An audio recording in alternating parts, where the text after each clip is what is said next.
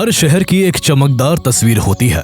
चौड़ी सड़कें, रोशनी से भरे बाजार और एक ऐसी जिंदगी जो बाहर से बिल्कुल सामान्य दिखती है, लेकिन उसी चमक के पीछे कुछ ऐसी कहानियां भी छुपी होती है जिनके बारे में सोचकर ही रूह कांप जाती है।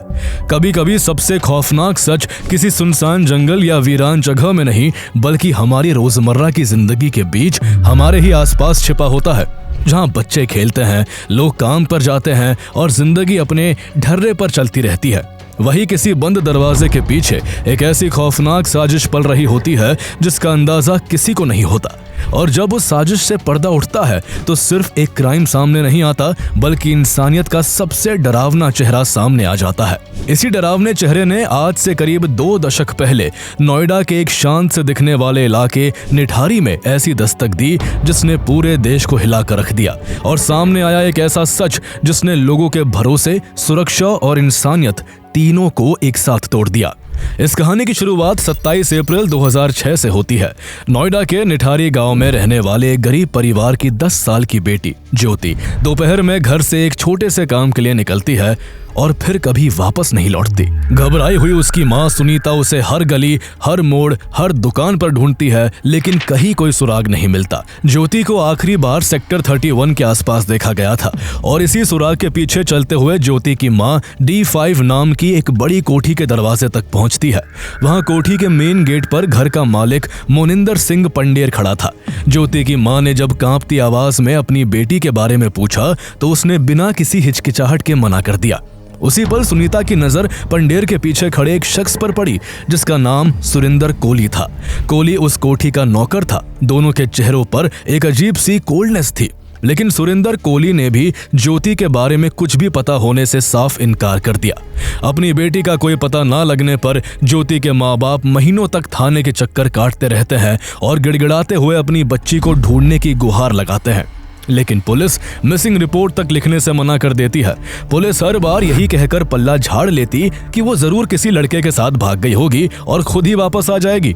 सिर्फ 10 साल की एक मासूम बच्ची के लिए ऐसा कहना ना सिर्फ गैर जिम्मेदाराना था, बल्कि साफ तौर पर दिखाता था कि पुलिस इस मामले को कितना हल्के में ले रही थी। लेकिन ज्योति अकेली नहीं थी जो यहाँ से गायब हुई थी, बल्कि पिछले 1-1.5 साल से निठारी और उसके आसपास के इलाकों से कई बच्चे इसी तरह गायब हो रहे थे। गायब होने वाले ज्यादातर बच्चे गरीब परिवार से थे जो झुग्गियों में रहते थे, और शायद इसी वजह से उनकी गुमशुदगी को पुलिस ने कभी सीरियसली नहीं लिया। इसी बीच निठारी में एक ऐसी घटना होती है जो आने वाले खौफनाक सच की पहली झलक थी। सेक्टर 31 और निठारी की झुग्गियों के बीच एक बड़ा नाला था जिसके आसपास बच्चे क्रिकेट खेलते थे। एक दिन खेलते हुए गेंद नाले के पास जमी गंदी झाड़ियों में चली गई और उसे ढूंढते वक्त खेलने वाले बच्चों को वहां से इंसान के हाथ जैसा कुछ दिखाई देता है। बच्चे देखकर डर जाते हैं और गांव वालों को बताते हैं, लेकिन जब पुलिस को सूचना दी जाती है तो पुलिस की लापरवाही एक बार फिर नजर आती है। पुलिस इसे किसी जानवर का हाथ बताकर कूड़े में फेंकवा देती है। इसके बाद भी कई बार आसपास के बच्चों को उसी नाले के पास इंसानी हड्डियों जैसे टुकड़े दिखाई देते हैं, लेकिन हर बार पुलिस इसे अनदेखा कर देती है और मामला दबा दिया जाता है।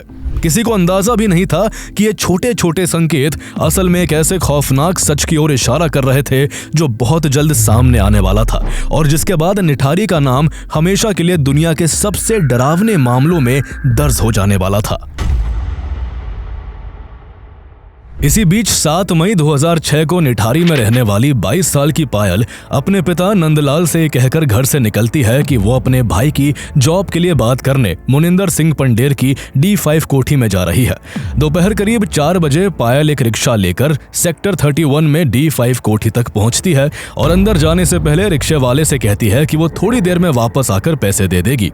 रिक्शा वाला बाहर खड़ा इंतजार करता रहता है, लेकिन काफी इंतजार के बाद भी जब पायल वापस नहीं लौटी तो उसने D5 के दरवाजे पर लगी बेल बजा दी। थोड़ी देर बाद अंदर से बंगले का नौकर सुरिंदर कोली बाहर निकलता है। जब रिक्शा वाला उससे पायल के बारे में पूछता है तो सुरिंदर कोली बिना हिचकिचाए कहता है कि वो तो यहाँ से कब का जा चुकी है।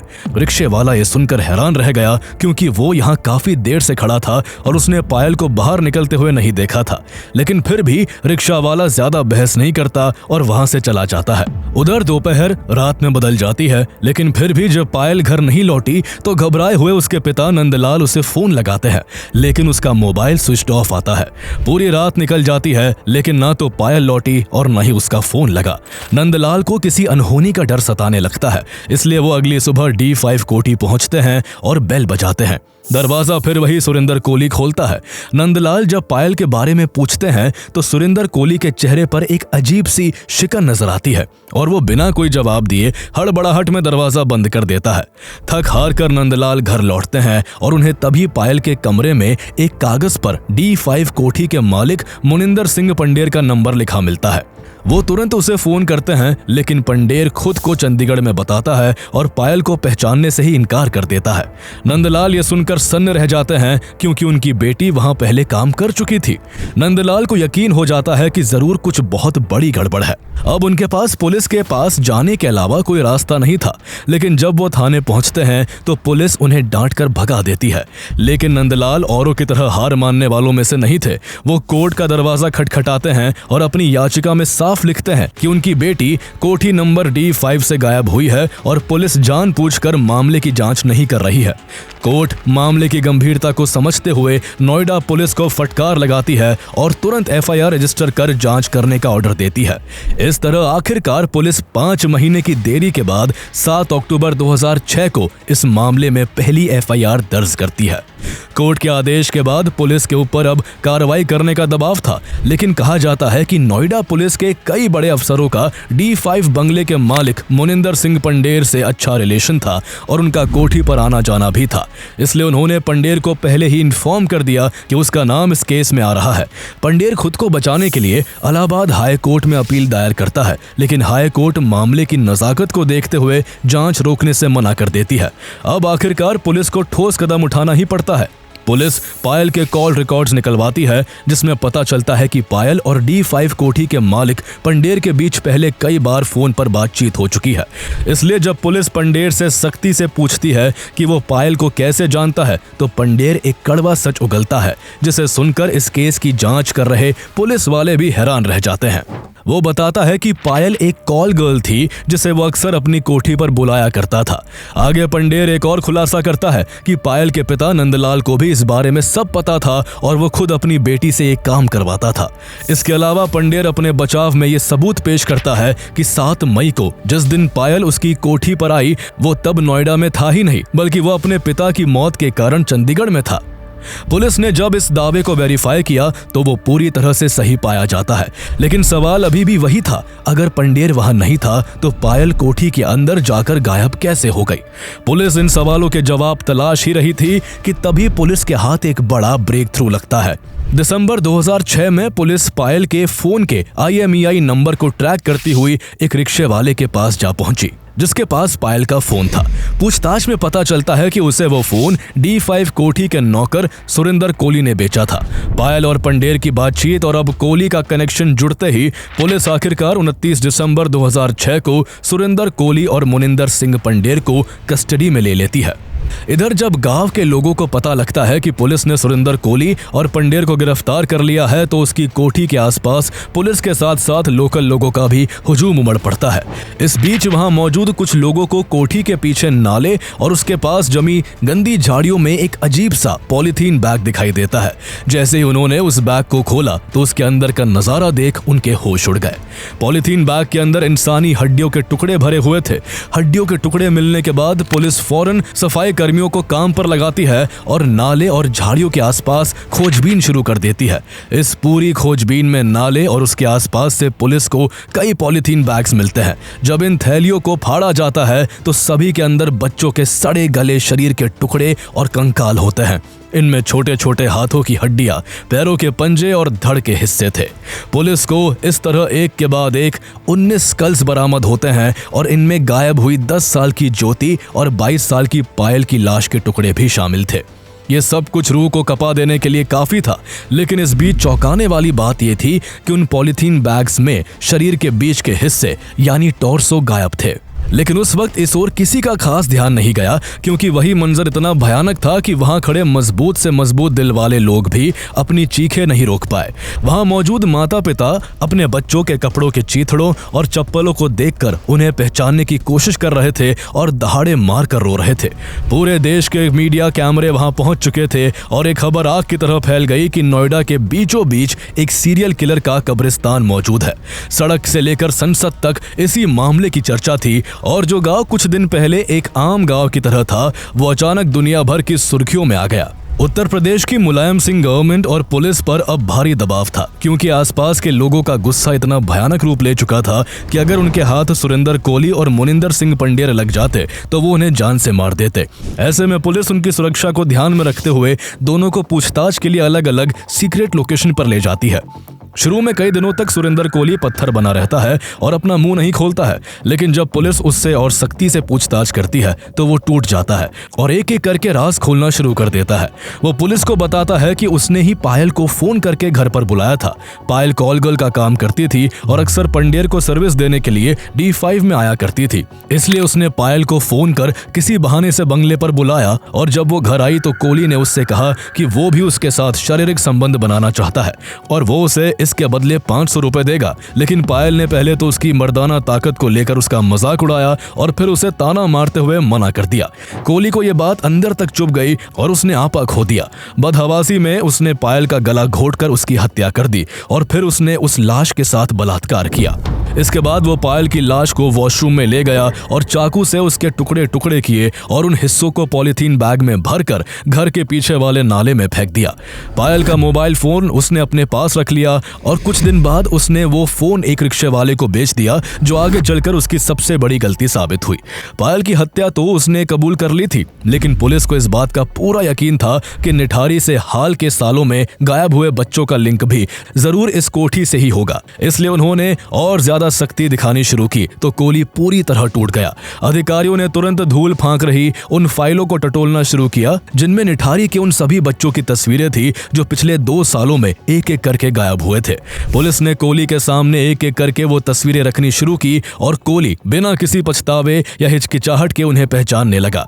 वो उन 19 मासूमों की पहचान करता है और D5 बंगले में फैलाई गई अपनी दहशत की पूरी दास्तां बयां करता है। रिम्पा हल्दर, पिंकी सरकार, ज्योति लाल, रचना और पायल और न जाने कितने मासूम थे जो उसकी हैवानियत का शिकार हुए थे। जब कोहली ने आगे और बोलना शुरू किया तो पुलिस वालों के भी होश उड़ जाते हैं। कोहली बताता है कि उसकी इस दरिंदगी की शुरुआत साल 2005 की शुरुआत में हुई थी। एक बार एक 14 साल की रिम्पा हल्दर D5 के बाहर अकेले खेल रही थी। तब उसने उसे टॉफी का लालच देकर अंदर बुलाया और अंदर घुसते ही उसके ही स्कार्फ से उसका गला घोंट दिया। जब पुलिस ने उससे पूछा कि उसने ऐसा क्यों किया तो उसका जवाब और भी डरा देने वाला था। उसने कहा कि उसके अंदर एक अजीब सी बेचैनी थी जिसे वो संभाल नहीं पाता था और बस उसे किसी को मारना होता था। वो आगे बताता है कि ये उसका पहला शिकार था। हत्या के बाद वो उस बच्ची की लाश को ऊपर के बाथरूम में ले गया और उसके शरीर के टुकड़े कर दिए।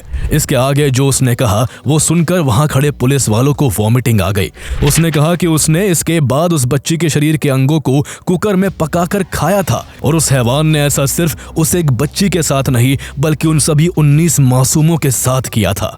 वो पहले बहला फुसलाकर उन्हें कोठी के अंदर लाता, उनकी हत्या करता, फिर लाश के साथ जबरदस्ती करता और फिर लाशों के टुकड़े कर कुछ को नाले में फेंक देता और कुछ को पकाकर खा जाता।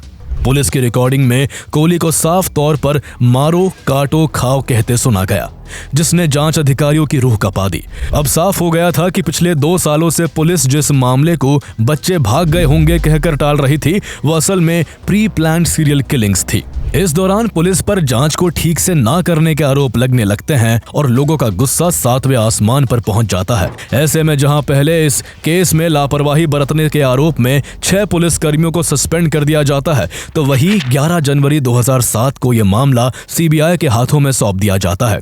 केस को हाथ में लेते ही CBI अपने स्तर पर इस मामले की जांच शुरू करती है। सीबीआई D5 और इसके आसपास के नालों की फिर से खुदाई करवाती है, जहां से और भी अवशेष मिलते हैं। इसके बाद सीबीआई कोहली और पंडेर के नार्को एनालिसिस, पॉलीग्राफ और ब्रेन मैपिंग टेस्ट करवाती है, जिनमें कोहली ने कुछ हत्याओं और शवों के साथ की गई दरिंदगी को फिर से दोहराया और उसने 16 हत्याओं की बात एक्सेप्ट की।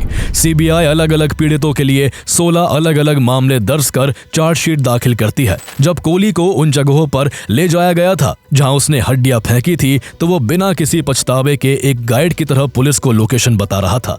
उसके चेहरे पर ना तो कोई शिकन थी और ना ही अपनी करतूतों का कोई मलाल था।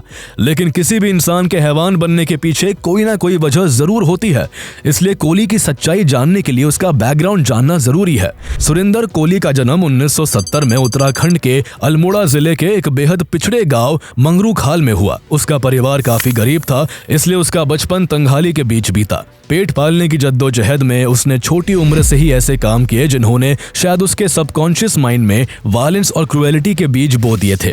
गांव में रहते हुए वो मरे हुए जानवरों की खाल उतारने का काम करता था।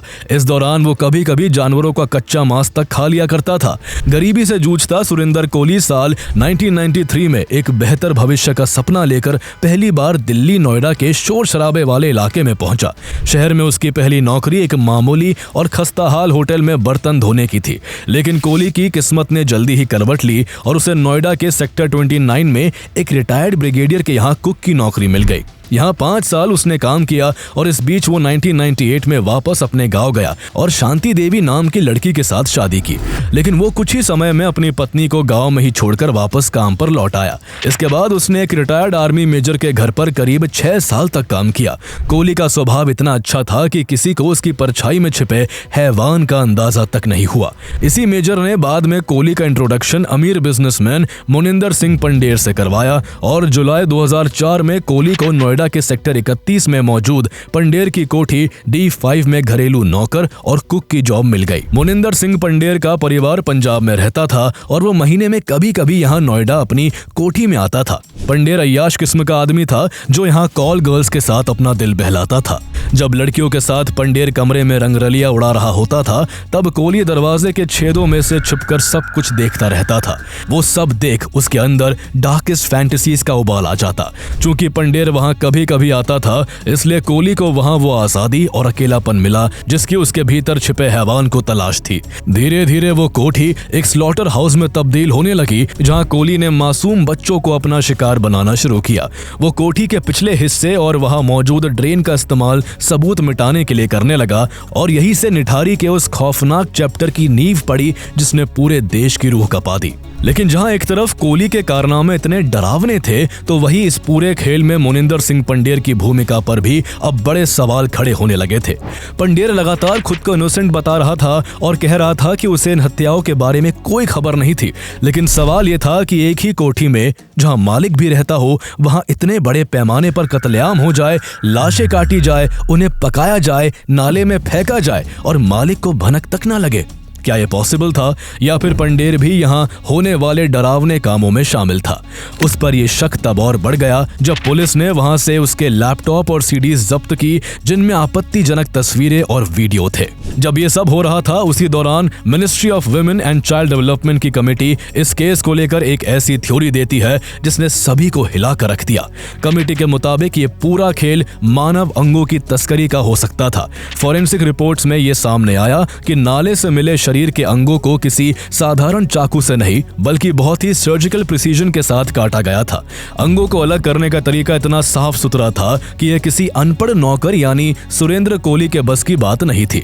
ऐसा अंदेशा जताया गया कि कोठी के भीतर कोई ऐसा प्रोफेशनल मौजूद था जिसे इंसानी शरीर की बनावट और अंगों को निकालने की डीप नॉलेज थी। इस थ्योरी को और ज्यादा बल इसलिए भी मिला क्योंकि नाले से किसी भी शरीर का बीच का हिस्सा यानी टॉर्सो नहीं मिला था। शरीर के इसी हिस्से में किडनीज, लिवर एंड हार्ट जैसे इंपॉर्टेंट ऑर्गन्स होते हैं जिनकी इंटरनेशनल ब्लैक मार्केट में करोड़ों की कीमत होती है। कमेटी का मानना था कि कोहली तो सिर्फ एक मोहरा था, क्योंकि असली खेल तो बच्चों के शरीर से कीमती अंगों को निकालकर उन्हें ऊंचे दामों पर बेचने का था।